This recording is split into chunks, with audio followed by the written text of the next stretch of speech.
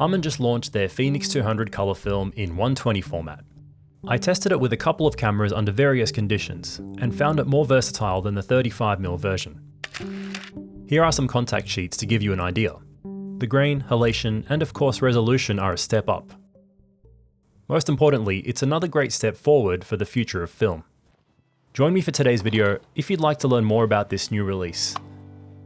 I'll share samples, side-by-side comparisons, exposure and scanning techniques, and more. These factors can make or break your experience with medium format Phoenix.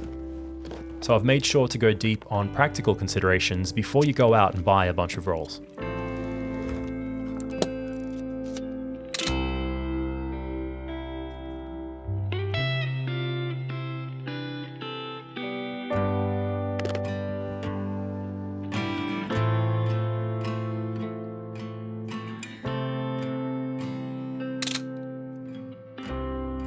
So I shot the first roll of Harman Phoenix 120 in my Pentax 645, which is my favorite medium format camera.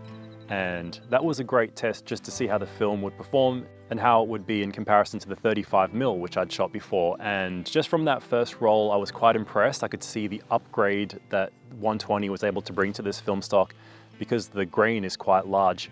Having that larger negative really elevated the film a level, and it just looked a bit nicer overall. For the most part, it was still like the other Harman Phoenix and 35mm, meaning that you want to try and focus on low contrast scenes. So the majority of that first roll I shot in the 645 was on a beautiful foggy morning, which was perfect because then all the contrast is reduced. You've got that condensation, that kind of moody look that I think lends itself well to Harman Phoenix.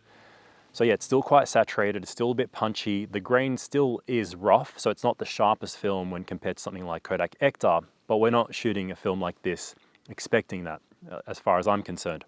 So as you'll be seeing on the screen now, I just walked around taking shots on that foggy morning, but my favorites amongst all those shots on that first roll were, again, the lower contrast scenes with a bit of a color pop in them, such as the shots of the car, the rusty yellow car, and the ute with the camper van on the back with the fog in the background. I think some of those shots worked really well and are the best kinds of scenes to use Harman Phoenix for.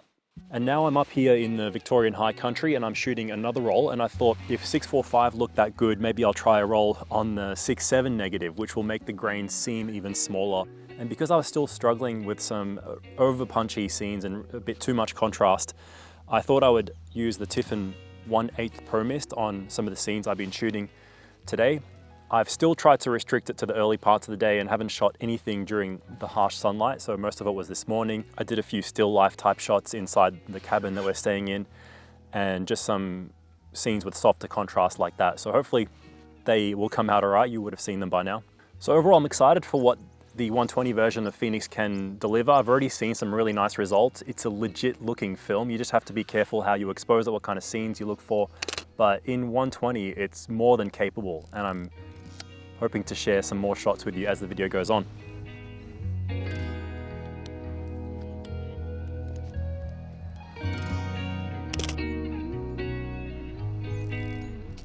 On the way back home, I took this shot in harsher light, which gives you an idea of the difference, but I still think the Promist filter helped.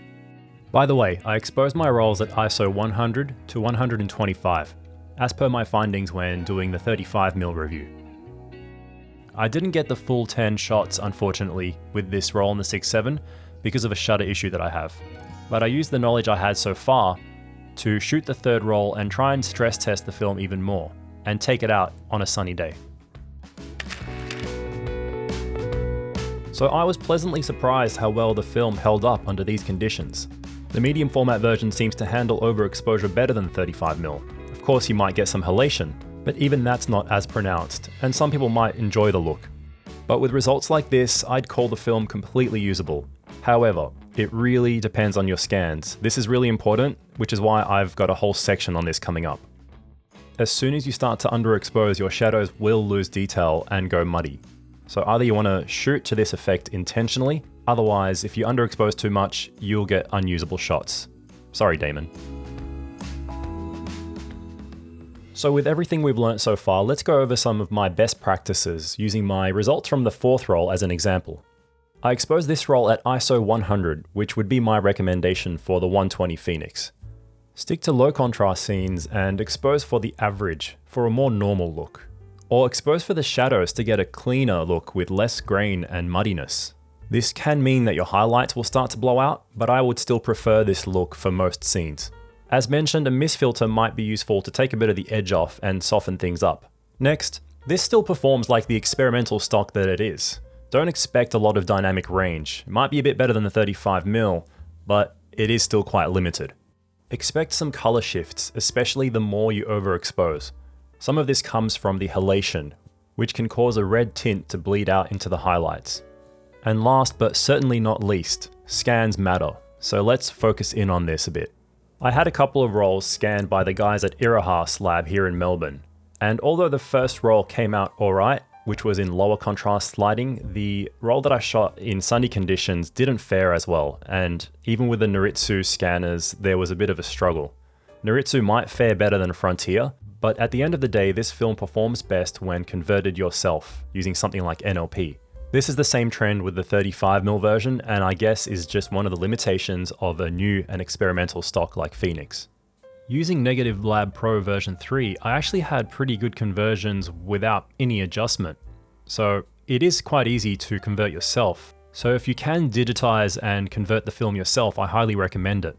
If you are using NLP and want to tweak a little bit further, I recommend using the linear gamma settings or linear deep, and then bringing down the contrast a little bit if you want.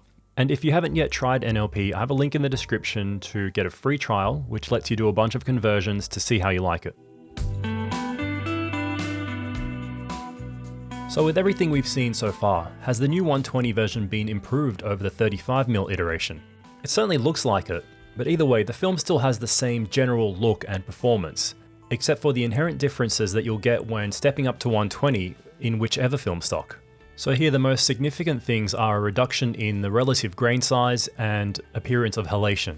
I also did personally notice an improvement in latitude and just the colors in general, but I'm not sure if this is attributed to just the larger format or some improvement that was made, because some of this is subjective and can be affected by a lot of other variables. Overall, the film just looked a little bit cleaner, nicer, and easier to deal with, which mostly results from it being a larger negative size. And for this particular film stock, I think this makes it an even better proof of concept for what could come in the future. Again, this is something I'm really excited for, because if we're already getting this at the first release, it only makes me wonder how much better it could get with continued improvement. I was already impressed with what the 35mm version was able to do, considering what it is, a reverse engineered stock from Ilford XB2. If you think about it that way, it's a pretty groundbreaking achievement. Sure, it's a bit hard to deal with, it's grainy and has its limitations, but with this new 120 version, that capability is stepped up even more, providing something more usable and adds another step forward towards the future potential of this film. So with the 120 version and just gaining a better understanding of how to deal with Harman Phoenix, I can see myself shooting this film more in the future. I think Harman's effort to bring a completely new color negative film to the market is something worth supporting. I also highly recommend that you check out the YouTube channel Shaka1277 by Alex. He's a bit of a chemistry expert and has done a lot of content on Harman Phoenix, including cross-processing, pushing, pulling, and a ton of technical information. Thank you for watching, and a big thanks to Harman Photo for sending me some rolls to try out. Make sure you follow their Instagram page and share any of your results with the new Harman Phoenix in 120. I'll catch you on the next video.